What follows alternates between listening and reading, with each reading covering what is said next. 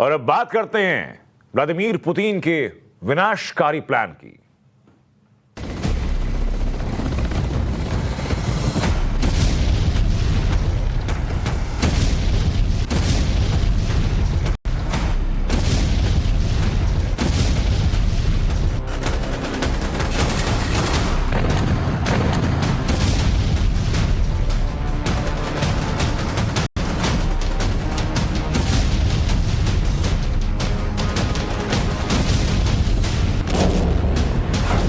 ये युद्ध तो सिर्फ ट्रेलर है।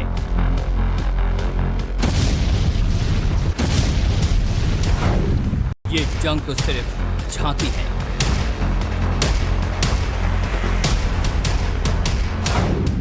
महायुद्ध अभी बाकी है।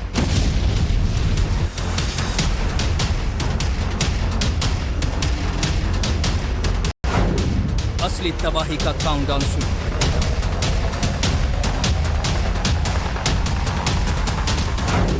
पुतिन के विनाशक प्लान का खुलासा।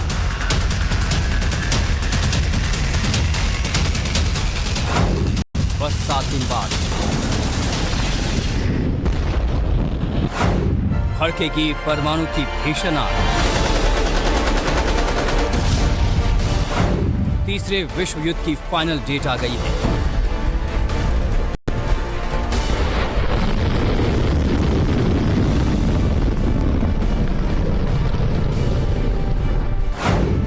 मई को पुतिन बहुत बड़ा करने वाले हैं।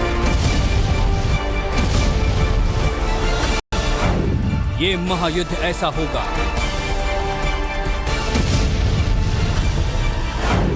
कभी नहीं जैसा होगा। 9 मई को 9 परमाणु ताकतें टकराएंगी।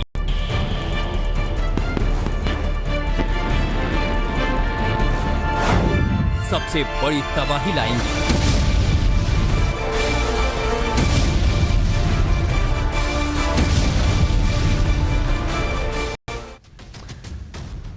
जी हां, 9 मई तबाही नहीं, 9 मई को तीसरे विश्व युद्ध की शुरुआत हो सकती है। ऐसा युद्ध होने वाला है जिसकी कल्पना सिर्फ पुतिन ने अब तक की।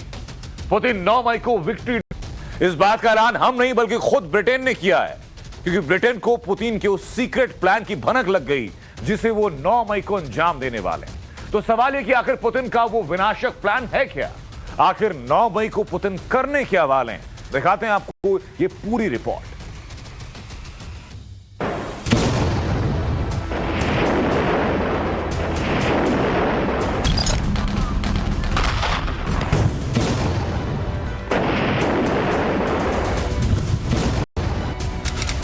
मई 2022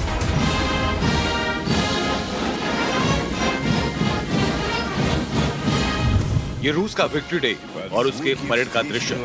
9 मई को हर साल पुतिन और उसकी सेना इसी तरह अपना शक्ति प्रदर्शन करती है।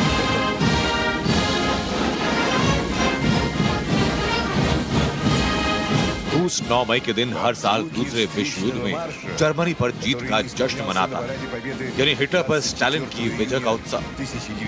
7 दिन बाद 9 मई की तारीख आने वाली, तब ऐसा ही दृश्य दिखेगा, लेकिन इस दृश्य में दुनिया के लिए तबाही का सबसे खौफनाक संदेश है।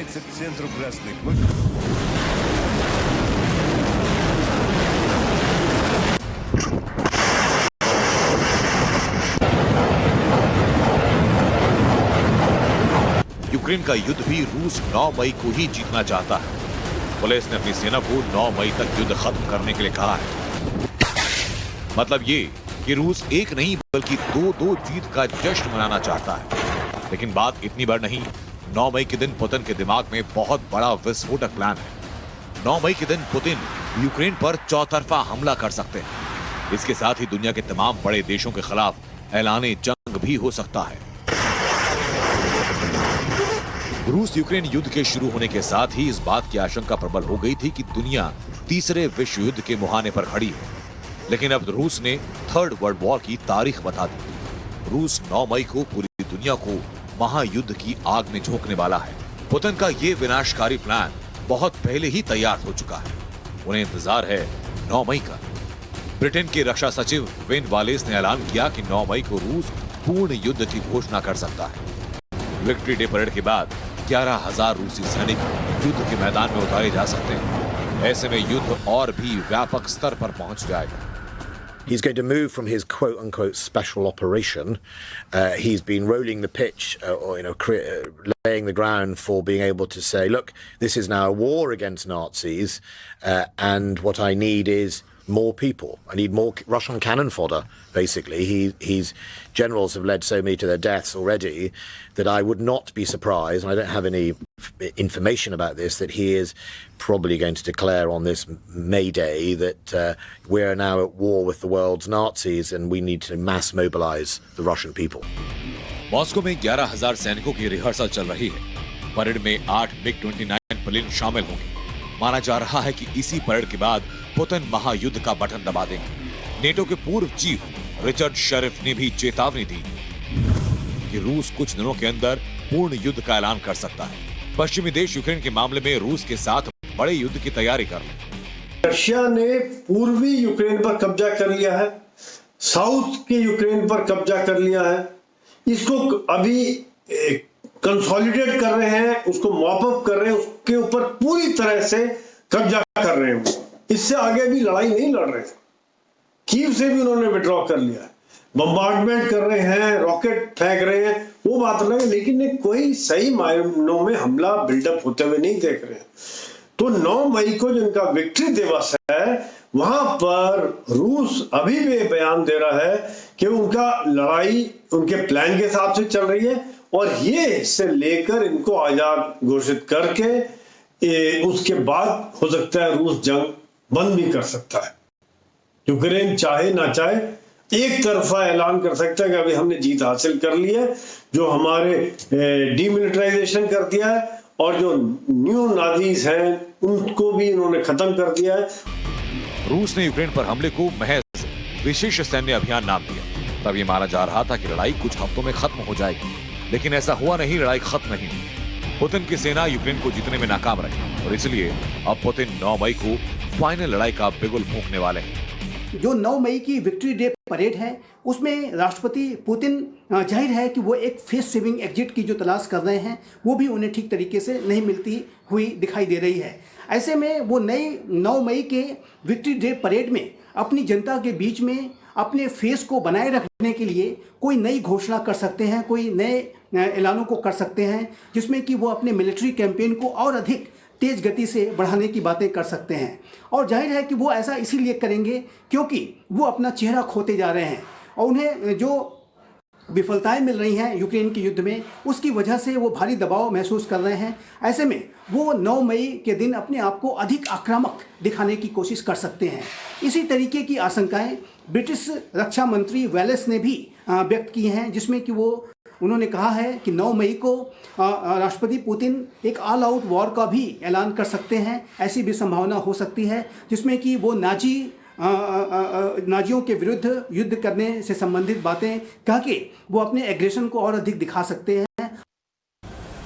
डिफेंस एक्सपर्ट का कहना है कि यूक्रेन की लड़ाई लंबी खींचने की वजह से रूसी सेना निराश है, उसका मनोबल धराशायी है।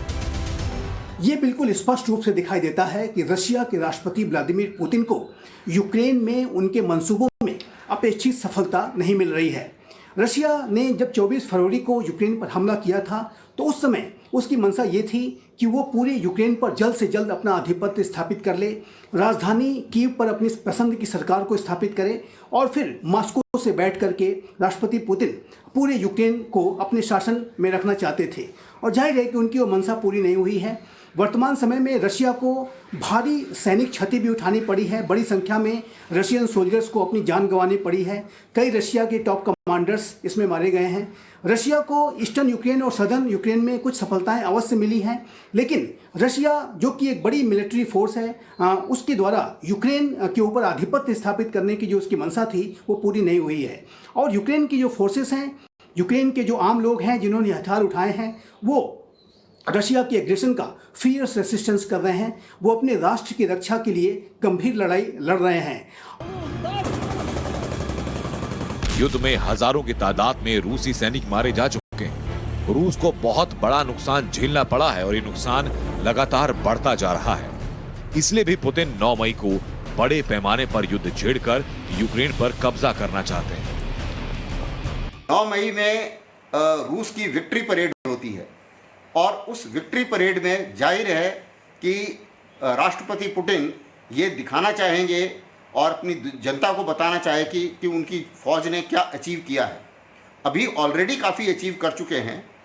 अगर आप देखें तो जो एरिया उन्होंने कैप्चर किया है वो एरिया तकरीबन यूके की टेरिटरी से भी बड़ा है। कई ऐसे देश हैं, यूरोपियन देश हैं जिनकी टेरिटरी से बड़ा इलाका तो वो ऑलरेडी कब्जा कर चुके हैं। तो 9 मई में उनके पास बोलने के लिए काफ़ी कुछ है, लेकिन जहाँ तक मेरा आइडिया है कि इस चीज़ पर डिपेंड करेगा कि वो अपने एम में कहाँ तक पहुँचते हैं और उसी के मुताबिक उस प्लान के मुताबिक वो आगे बढ़ेंगे, क्योंकि वो एक प्लान के मुताबिक चल रहे हैं और उसी के मुताबिक मेरे विचार से ये काम होगा आगे। फिलहाल पुतिन का खतरनाक प्लान रेडी है। बस 9 मई की तारीख को वो जो कुछ करने वाले हैं उससे दुनिया में तीसरा विश्व युद्ध शुरू हो सकता है। पुतिन के इस कदम के बाद भी विश्व की सभी बड़ी शक्तियां आपस में टकरा सकती हैं और टकराव अगर ये हुआ तो महाविनाश लेकर आएगा। Bureau report, times now Navbharat. तो आपने पुतिन का सबसे विस्फोटक और सबसे खतरनाक प्लान देख लिया। 9 मई को तीसरे विश्व युद्ध की शुरुआत हो सकती है। ऐसा हम क्यों कह रहे हैं? इसके पीछे भी पुतिन का क्रोध ही वजह है, बड़ी वजह है। पुतिन अपने कदम पीछे नहीं खींचना चाहते और ना खींचेंगे।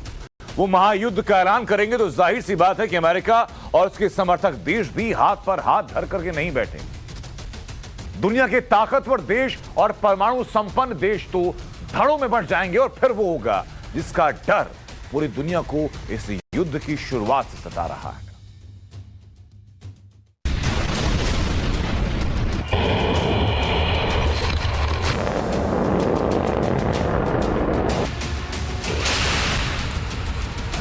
यूक्रेन की हवा में अब सिर्फ बारूद की गंध है।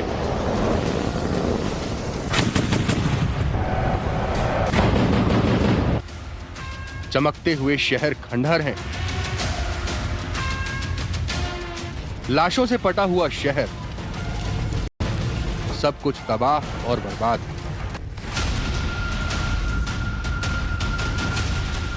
लेकिन सही मायनों में ये यूक्रेन की बर्बादी और तबाही कुछ भी नहीं है। अगर दुनिया परमाणु युद्ध में उलझ गई तो फिर कुछ नहीं बचेगा। इंसान और उसकी बनाई पूरी दुनिया का अस्तित्व खत्म हो जाएगा। यानी 2 विश्व युद्ध की पूरी तबाही अकेले तीसरे विश्व युद्ध की तबाही के सामने बौनी होगी।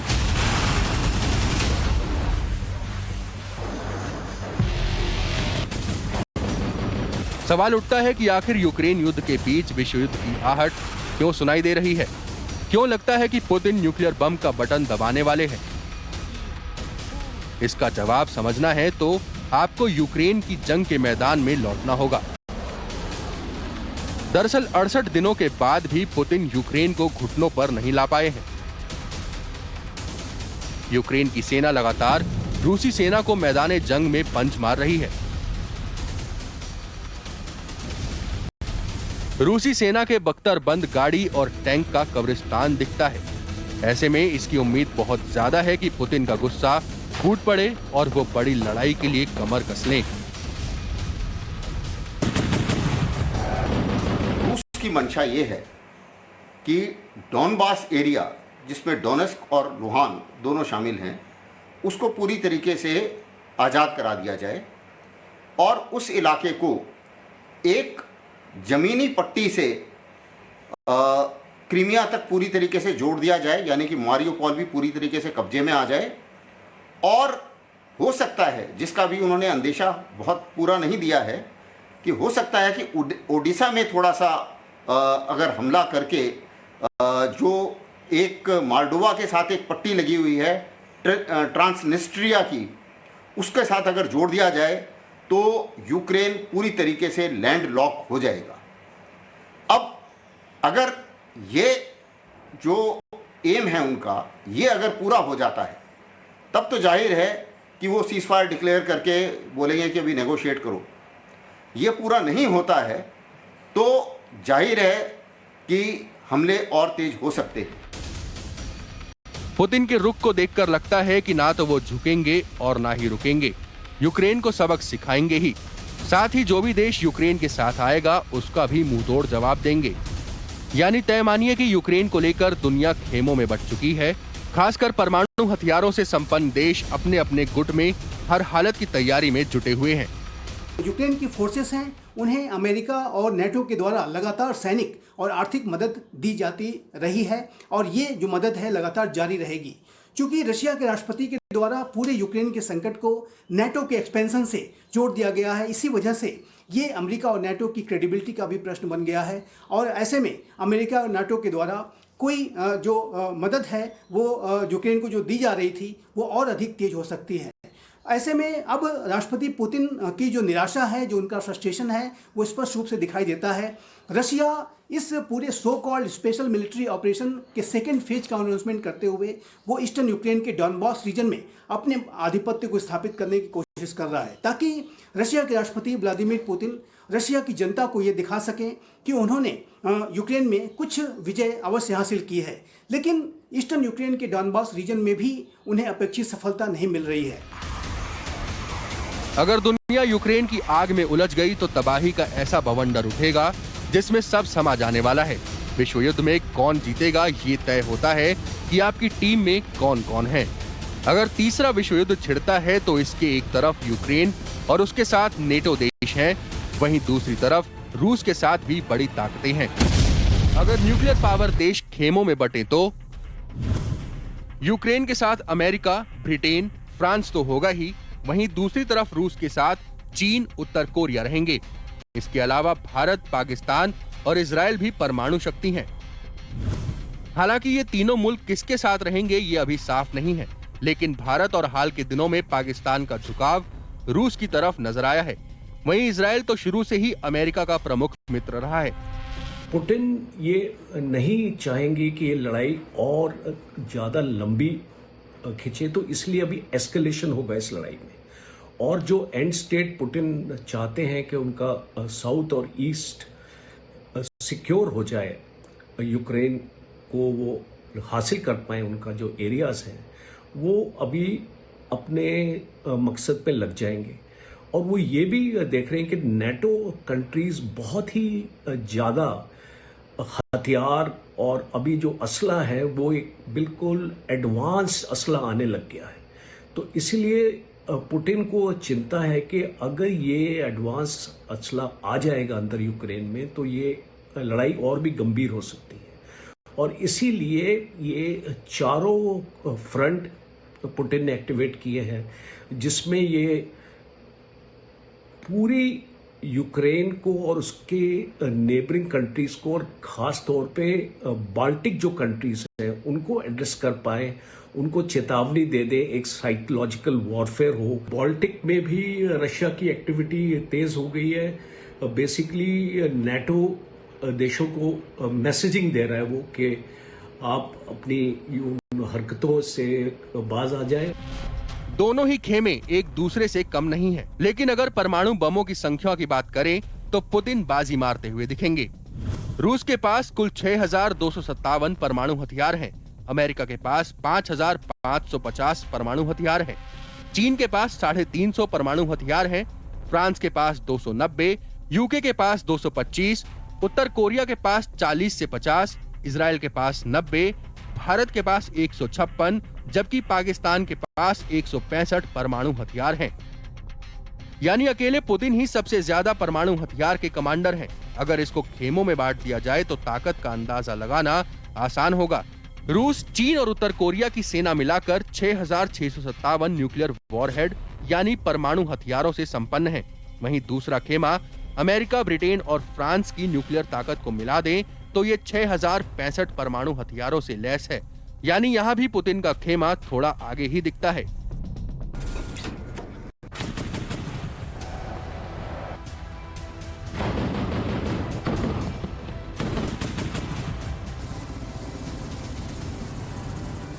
अब रशिया ईस्टर्न यूक्रेन के डॉनबॉस रीजन पर ज़्यादा फोकस्ड हो रहा है। वहाँ पर वो अपने मिलिट्री कैंपेन को और अधिक सशक्त तरीके से लॉन्च कर रहा है।